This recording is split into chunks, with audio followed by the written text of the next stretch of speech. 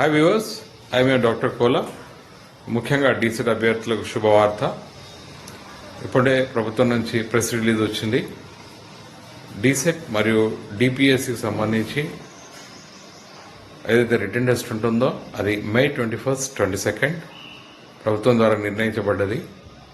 మరియు మీకు అందరికీ తెలుసు, డీసెట్ దాదాపు ఒక దశాబ్దం నుంచి కంప్యూటర్ బేస్డ్ టెస్ట్గా నిర్వహించడం జరుగుతుంది. అంటే కంప్యూటర్ ద్వారా నిర్వహించడం జరుగుతుంది, అంటే పేపర్ పెన్ టెస్ట్ కాదు. మరి ఎవరైతే డీసెట్ అంటే diploma in elementary education as well as diploma in primary school education చేయాలనుకుంటున్న వాళ్ళందరూ కూడా మరి కంప్యూటర్ టెస్ట్ ప్రాక్టీస్ చేయాలి. అదేవిధంగా ఎవరైతే సీరియస్ క్యాండిడేట్స్ ఉన్నారో వారు మీ యొక్క ఎగ్జామినేషన్ ప్రిపరేషన్ మొదలు పెట్టాలి.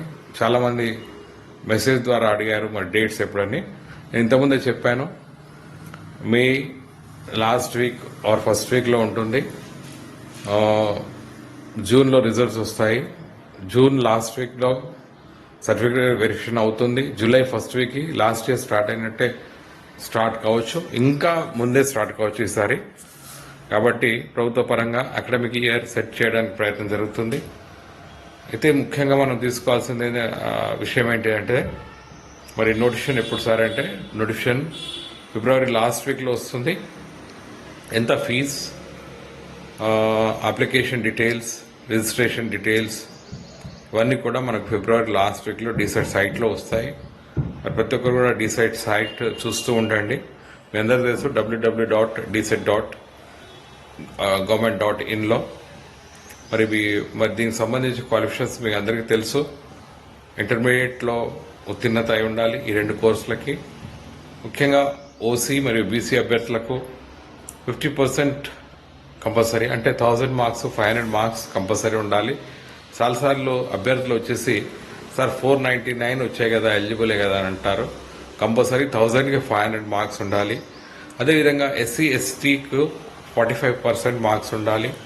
అదేవిధంగా ఫిజికల్ హ్యాండిక్యాప్డ్ క్యాండిడేట్స్ కూడా 45% మార్క్స్ ఉండాలి. అంటే 1000కి 450 ఉండాలి. 449 ఉన్నా కూడా, 449 ఉన్నా కూడా, 44.9 ఉన్నా కూడా ఎలిజిబిలిటీ కాదు.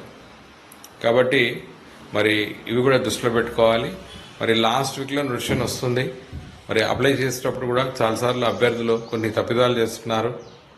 మరి కంప్యూటర్ సెంటర్లో అప్లై చేస్తున్నప్పుడు మీ మీడియం ఆఫ్ ఇన్స్ట్రక్షన్ ఏంది అన్నది కరెక్ట్గా పెట్టట్లేదు.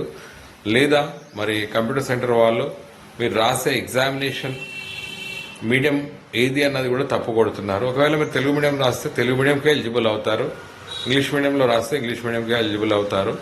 అయితే ముఖ్యంగా తెలంగాణ రాష్ట్రంలో ఉన్న గవర్నమెంట్, ప్రైవేట్, మైనారిటీ కాలేజెస్లో తెలుగు, ఇంగ్లీష్, ఉర్దూ మీడియంలో ఇవ్వబడుతున్నాయి.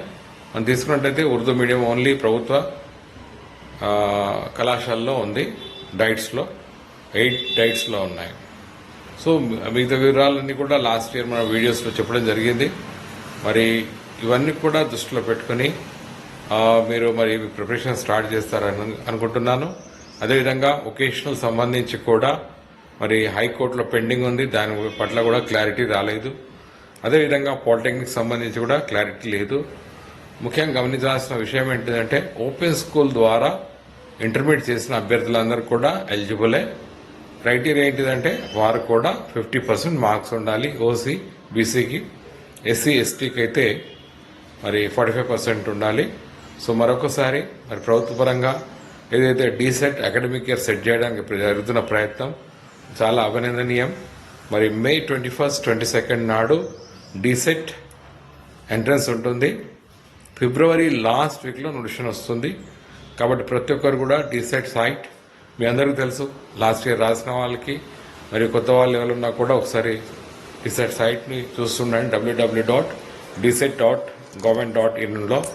అదేవిధంగా మీరు తీసుకున్నట్టయితే ఇంటర్మీడియట్ ఫైనల్ ఇయర్లో ఉన్న వాళ్ళు కూడా రాయొచ్చు, subject to the condition that me intermediate percentage second year results వచ్చిన తర్వాత ఏదైతే క్రైటీరియా ఉందో ఓపెన్ కేటగిరీ మరి బీసీకి 50%, ఎస్సీ ఎస్టీకి 45% అన్నది తప్పనిసరి.